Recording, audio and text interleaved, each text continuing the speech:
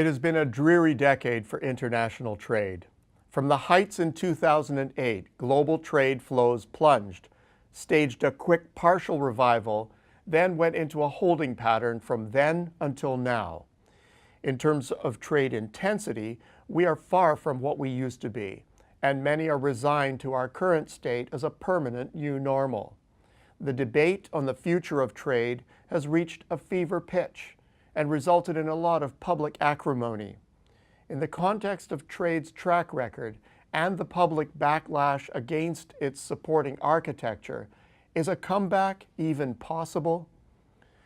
Broadly based disappointment in trade performance is understandable. After all, hopes were so high that in a world of static and even declining populations, the spread of trade would include masses of new consumers and increase productivity through globalization of supply chains. In fact, hopes were so fixed on trade as a solution to other fundamental weaknesses in the economy that they remained steadfast for years following the recession. It is only very recently that globalization has fallen afoul of the average voter. In effect, patience has run out. Are the detractors right? Did we wrongfully place so much faith in trade and what it could accomplish? Were we wrong to think that the success experienced in the last cycle was an unlocking of centuries of hidden economic activity that was going to take a long time to fully realize? Maybe past progress was just an illusion, or maybe it was real but stamped with a best before date that was a whole lot sooner than we thought. These doubts hold a lot of appeal among the disenfranchised in the current cycle. For evidence, detractors point to the structural impediments that they believe globalization gave rise to. How about financial sector woes, exacerbated by the global reach of large institutions and the damaging domino effects they could perpetrate in the event of one or two key institutions collapsing? Or the excesses in capacity that were created in the last cycle, many of which are still being paid for. Add to that the public bailout of the economy, which increased government debt levels across the world to a point previously considered untenable. These and other structural developments have eroded confidence in the construct of our system. But are we giving up on this architecture just as the system appears to be healing itself?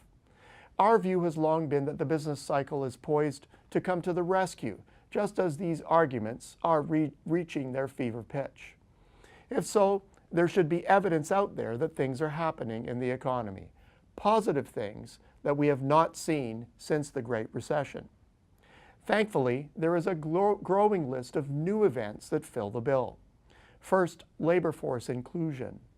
Throughout the post-recession period, whole chunks of the labor force in both the US and Europe have been bypassed due to insufficient growth. The latest data show that, at long last, participation of these groups is rising again. Second, Western world confidence is back in ways thought unlikely just a year or two ago. Third, business investment seems finally to be responding to tightening industrial capacity conditions in what could prove to be a grand revival of building activity. A fourth and likely most significant development is that monetary tightening is now occurring on a much broader base, following the lead of the Fed in unwinding one of history's greatest periods of ultra-loose policy, one of the clearest signs that economic conditions are finally hitting their stride. Well, if this is the case, then a fifth indication will not be far behind. If the economy is getting back on its feet for the first time in 7 or more years, then with no radical change in economic architecture, we can safely assume that global trade intensity will start to recover some of the ground lost during the Great Recession. Capacity constraints and cost considerations will inevitably turn businesses in tighter growth zones to look for solutions outside of national borders in ways that brought great past benefit.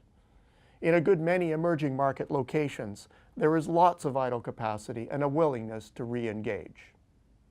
The bottom line? It has taken a long time, far longer than usual, to achieve the preconditions for a normalization of growth.